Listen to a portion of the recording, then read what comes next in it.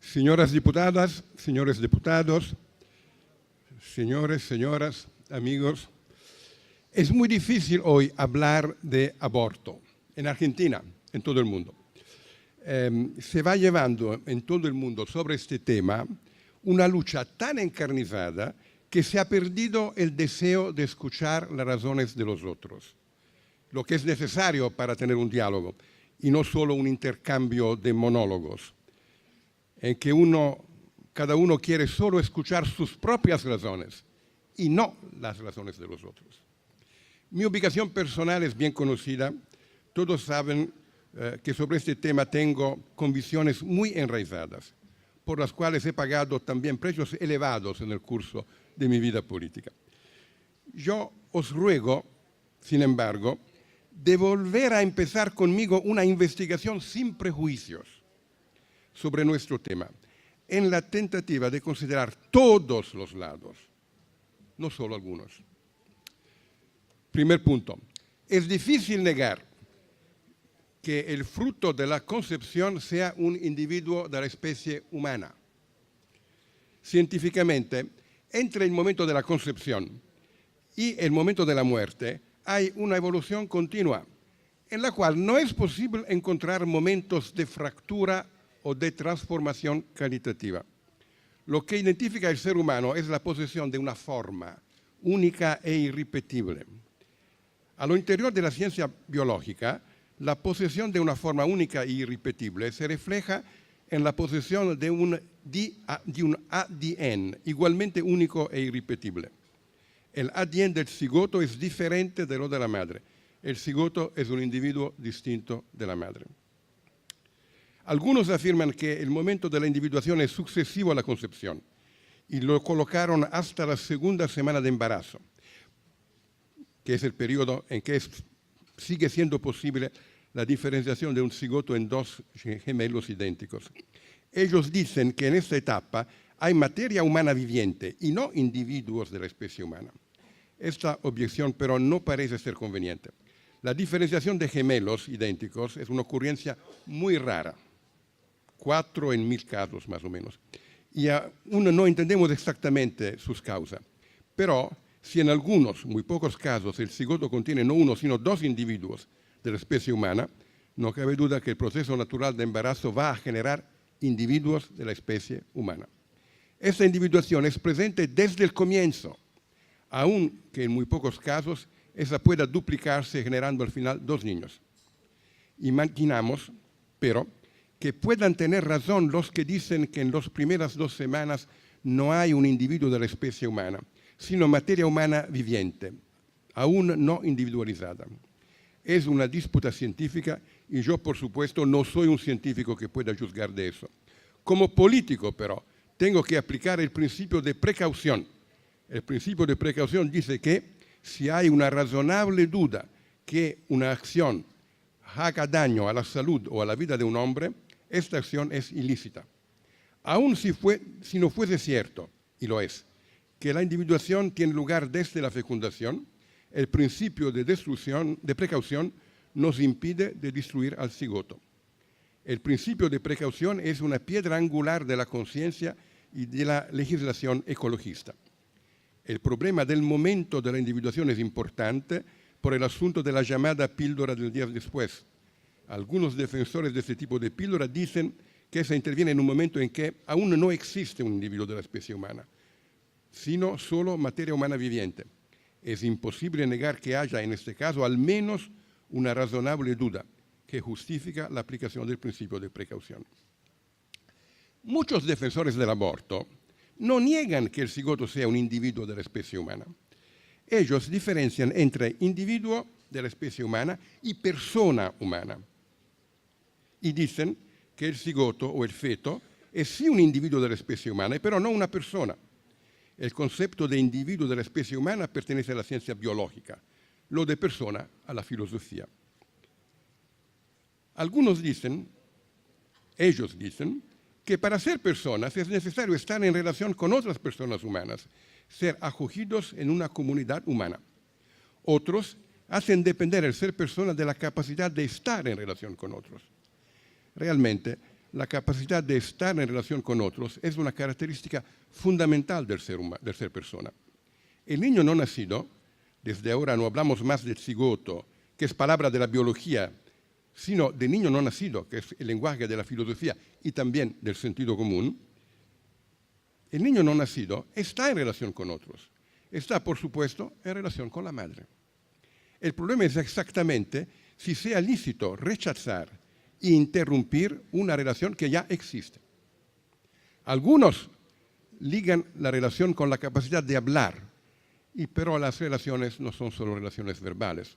Otros argumentan que la persona debe estar consciente de la relación, pero hay una infinita graduación de lo estar consciente. Y lo decisivo no es que el niño está consciente de la relación, sino que nosotros estamos conscientes de nuestra relación con el niño. Otros piensan que el aborto sea lícito hasta cuando el niño tenga un sistema nervioso bastante desarrollado para sufrir el dolor. Eso también no es muy concluyente. Sería como decir que matar a un hombre es lícito si lo hacemos de manera tal que no sufra. Además, se plantea aquí una cuestión política muy importante. ¿Todos los individuos de la especie humana son personas? ¿Hay individuos de la especie humana que no son personas? En el mundo clásico los esclavos no eran personas. También los niños no eran personas. Al nacimiento la mujer deponía el niño en el hogar. Si el dueño de casa lo levantaba en sus brazos, el niño era hijo y ciudadano. Si no, lo dejaban morir. O a lo mejor tenía una suerte de esclavo. En la Alemania nazi no todos eran personas.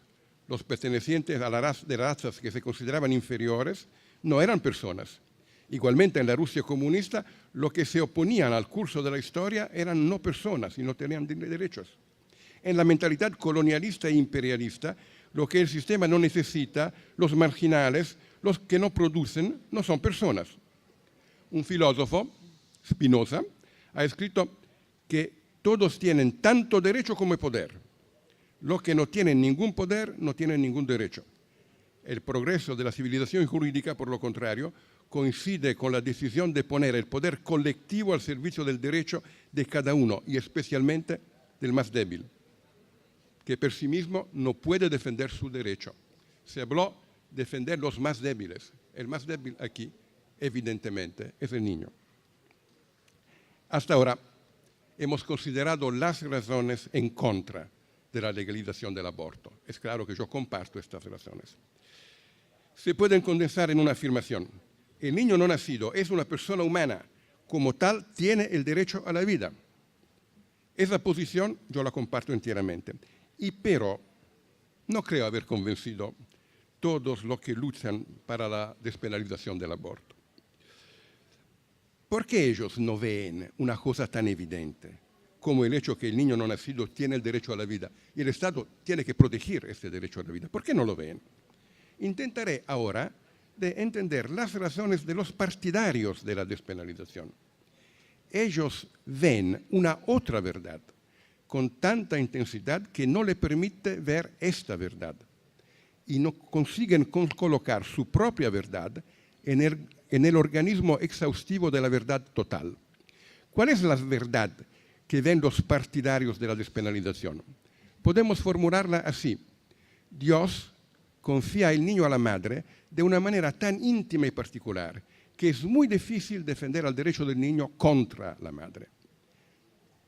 Hay que hacer todo lo posible para consolidar o reconstruir la alianza entre el niño y la madre. Es mucho más natural y también más fácil defender los derechos del niño con la madre y no contra la madre. Para la mujer, el embarazo puede presentarse como una intrusión no deseada en su proyecto de vida personal, una intrusión intolerable que provoca una reacción de defensa desesperada. El niño vive en el cuerpo de la madre, altera su metabolismo, interfiere con su capacidad de trabajo, con su vida sexual, con sus proyectos de futuro y con su destino. Aún más, el niño interfiere con la autoconciencia de la madre, no solamente con la manera en que ella piensa su futuro, sino también con la manera en que ella piensa su presente y su pasado, la esencia de su personalidad. Por eso, el embarazo puede ser experimentado subjetivamente como una injusta agresión. El embarazo cuestiona íntimamente la capacidad y voluntad de la mujer de ser madre, porque afecta directamente su autoconciencia. Por eso, muchas veces, algunas mujeres dicen que los varones no pueden entender qué es el drama del aborto. Si yo hablo de estas cosas, no es solo porque soy un profesor y he leído muchos libros, sino también porque soy un varón, no puedo negarlo, pero soy también el padre de 4 mujeres y el abuelo de 12 niños. He asistido y participado a los embarazos de mi mujer y de nuestras hijas. He vivido con ellas este camino. Nuestra sociedad no prepara a las mujeres a asumir el destino de la maternidad. Nuestra sociedad pide que las mujeres trabajen y tengan éxito profesional en una sociedad competitiva. De eso depende la estima social, mientras que la maternidad, el ser una buena madre, es cosa devaluada. Mucha literatura feminista, no toda, ha asimilado este juicio y propone modelos de feminidad sin maternidad, o por lo menos modelos de feminidad en que la maternidad tiene un papel eventual y secundario. Se hace coincidir la liberación femenina con la liberación de la maternidad. Cuando se presenta el embarazo, la mujer no está preparada para acogerlo. Su horizonte de vida y de expectativas no lo contempla. Tenemos la tarea cultural urgente de definir un modelo de feminidad que contemple el éxito profesional con la maternidad. Esa es una tarea cultural, pero también social y política. Hoy la maternidad es un obstáculo para el éxito profesional y la cultura dominante aprecia mucho el éxito profesional y poco el ser una buena madre. Hay que cambiar la cultura dominante y hay que facilitar a las mujeres para que puedan tener éxito profesional y también ser buenas madres. Eso implica una política de la educación y de la cultura y una política del trabajo. La maternidad no es solo un asunto individual, sino también un asunto social. El embarazo es un tiempo particular en la vida de la mujer. El niño no nacido es para la mujer un papel en blanco en el cual ella proyecta sus esperanzas, pero también sus temores y los conflictos que viven en su inconsciente. Ella necesita en este tiempo de no quedarse sola, de tener el apoyo de un contexto amigo. Necesita tener el apoyo del padre del niño, que le diga que la ama, que las modificaciones de la forma del cuerpo que el embarazo comporta no la hacen perder su atractiva femenina, sino la incrementan y la hacen más preciosa en sus ojos. Necesita también tener la presencia de su propia madre, que le diga que tiene la capacidad de ser una buena madre y tendrá en caso de necesidad un respaldo, lo de la familia de origen.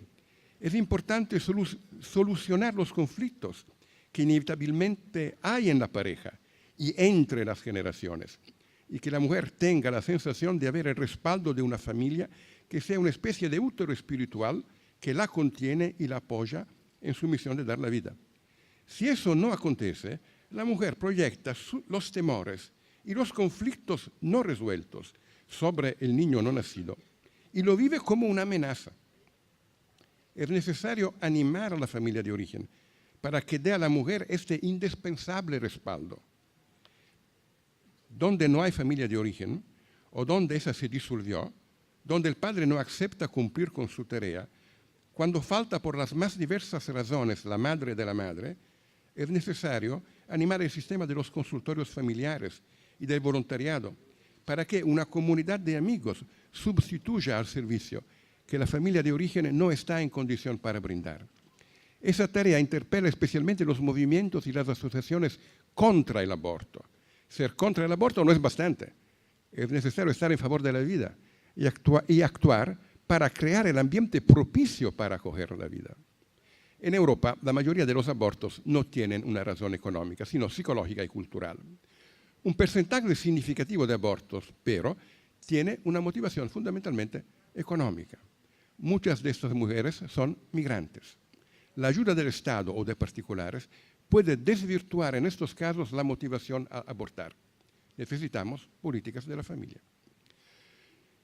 Los que favorecen la legislación de aborto hablan muchas veces en nombre de la libertad de la mujer. La mujer, dicen, quiere abortar y no se debe obstaculizar al deseo de la mujer.